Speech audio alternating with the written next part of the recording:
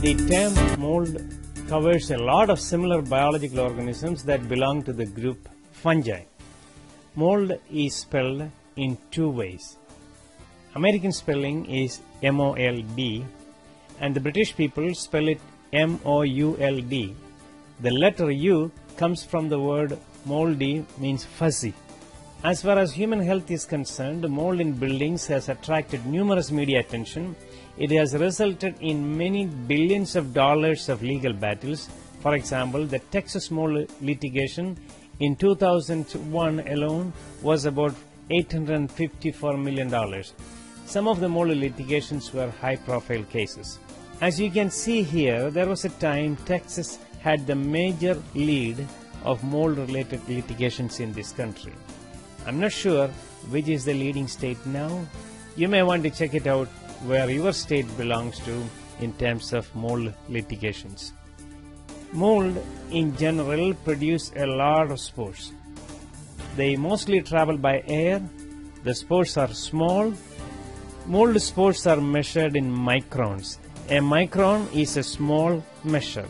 You can have an idea when I say that the period at the end of these mold abbreviations here is 300 to 400 microns.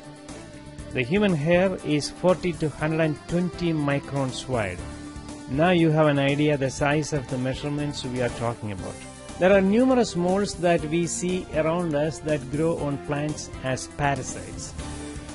We can grow them, most of them, in laboratory conditions in specialized growth media. In buildings, they grow especially as a result of water damage or water condensation. They grow very well on wet wood materials.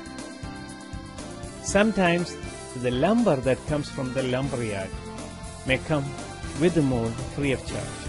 Water leaks onto dry walls create a lot of mold growth in buildings, as you see here in this picture of a water damaged air conditioning closet.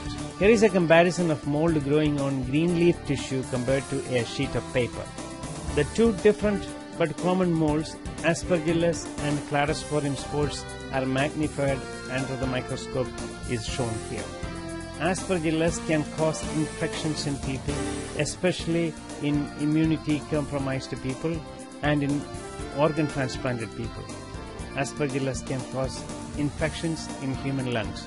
Cladosporium at your right side here is a common contaminant associated with the air conditioning system, and it is a common allergen. The mold diagnosticians often use mold sampling onto culture media to assess the number of spores per a given volume of air.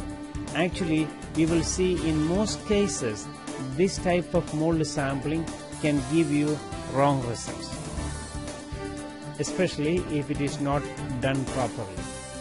It can do more harm than good if not done and interpreted correctly.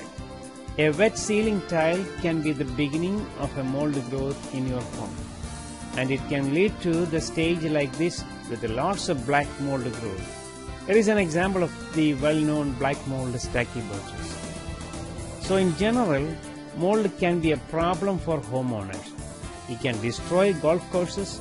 Mold contamination can reduce real estate value of properties. It is a headache for building contractors, but it is a good business for mold consultants and mold remediation contractors, and some attorneys love it. In general, these are the general characteristics of mold.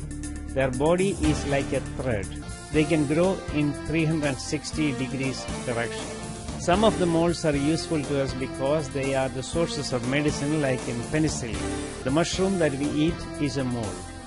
So mold is a diverse group of organisms.